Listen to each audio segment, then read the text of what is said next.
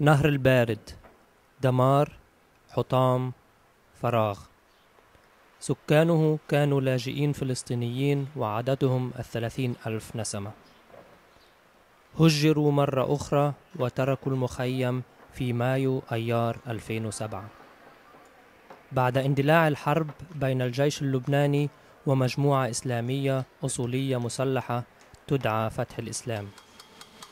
وبعد انتهاء المعركة بعد 10 أسابيع لم يبقى من مخيم نهر البارد إلا حطام وخراب. وحتى الآن ما زال الجيش اللبناني يمنع أهالي المخيم من الرجوع والدخول إلى مركز المخيم والذي يسمى المخيم القديم. وبعد أكثر من 2 على انتهاء الحرب تم إخلاء معظم الحطام وإزالة الألغام. وأخيراً بدأ العمل في إعادة إعمار المخيم. وحتى الآن لقد عادوا تقريباً 20,000 من الفلسطينيين إلى المخيم، وهم يسكنون الآن مؤقتاً في الضواحي الخارجية منه والتي تدعى المخيم الجديد، والتي ما زالت هي أيضاً مدمرة جزئياً.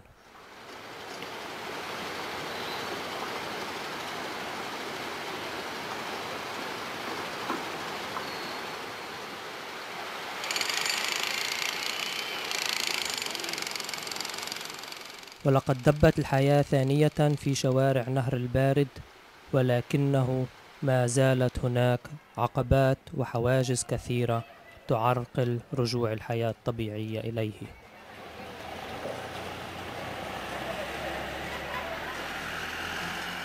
نحن محلنا مؤسسة حسين الخطيب التجارية، كانت بأول المخيم من اتجاه العبدة على إيدك الشمال، وعندنا مستودعات تالية بأماكن أخرى. فبعد حرب المخيم كل هاي المستودعات راحت، بالإضافة للسندات. نحن بنقسط طبعا للمخيم، لأهل عكار، لأهل طرابلس، لمنطقة الشمال بشكل عام. بنقسط كل شهر بيدفع مبلغ معين. كل هاي السندات اللي موجودة ما يقارب شي 700,000 دولار كلها راحت، بالإضافة للبضاعة اللي بالمحلات ما يقارب شي 400,000 أو 500,000 دولار تقريبا. لما أحصينا شو عندنا بضاعة، لأن كل الملفات احترقت وكل شيء راح وما بقي شيء عندنا من الملفات نهائيا. فلذلك خسائرنا كبيرة فوق $1,000,000 يعني.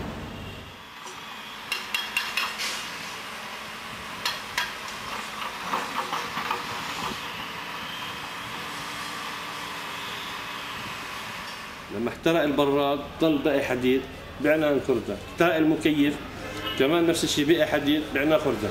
فكل ما بعناه من هالمليون وشوي دولار ب$1,000 $1,500 ما أكثر. ونحن هلا فاتحين هون بالمخيم جديد. طبعا هاي المنطقة اللي احنا فاتحين فيها يعني اللبناني بصعوبة ليقدر يفوت، فلأجل ذلك بتلاقي الحركة ضعيفة كتير وما في إمكانية للبيع، وفي عنا أجرة محلات وعنا أجرة مستودعات، ما في حركة وما في بيع. فلذلك احنا عم نعاني من هاي المسألة. انت سألتني بالمرة انه كيف الأرباح، كيف الشغل، كيف كذا. قلت لك ما تسألني عن الأرباح، اسألني عن الخسائر، لأنه عندنا خسائر كل شهر ما لا يقل عن $1,000-1,500 خسائر هون بهاي المؤسسة اللي احنا هلا قاعدين فيها.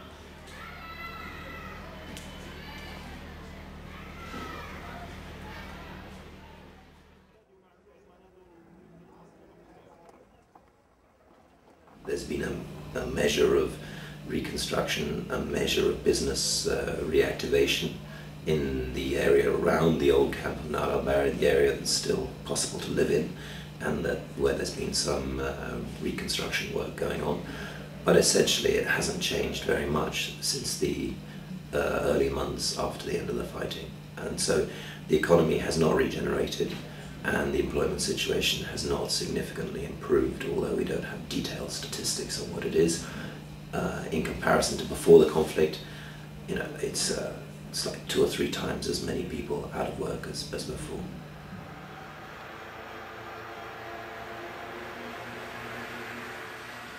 I think it is related to reconstruction. People are still living in a temporary environment. They're either living in the temporary accommodation that we've put up, or they're living in temporary accommodation that they rented. Still 10,000 people, about 3,000 or 4,000 families have not returned, and so To that extent, the economic environment that existed before can't regenerate, and so it's partly to do with physical reconstruction, the physical space for people to live, the physical space for them to conduct their businesses.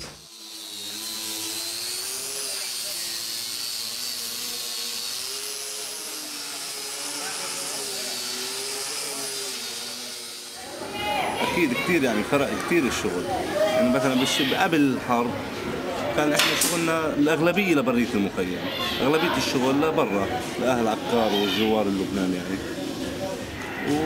وعادي. بس هسه بالنسبة لظروف المخيم والوضع اللي احنا فيه يعني صار الشغل برية المخيم في زباين بس مش زي أول، يعني الزباين اللي في معرفة قوية بيناتنا نضلنا متواصلين مع بعض على التليفون، بدي شيء أنا بطلع لعندهم.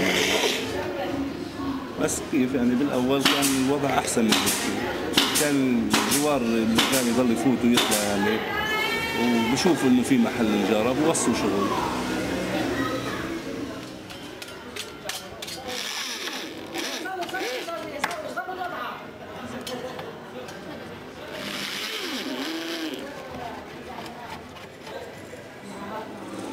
يعني هلا عنده شغله بيسترخص، بيعمل نوعيه خفيفه كذا هيك بسبب الظروف المعيشيه وكذا، بس ما انه زي الاول. من الاول كنا نشتغل شغل ثقيل ومرتب يعني كذا. The linkage that existed before between Nahr al-Bared and its surroundings, the municipalities around it, the Lebanese inhabited areas around it, was the reason Nahr al-Bared was an economic hub. And that linkage has been broken effectively by the conflict and by the period after the conflict, when effectively the area remains with a military perimeter around it,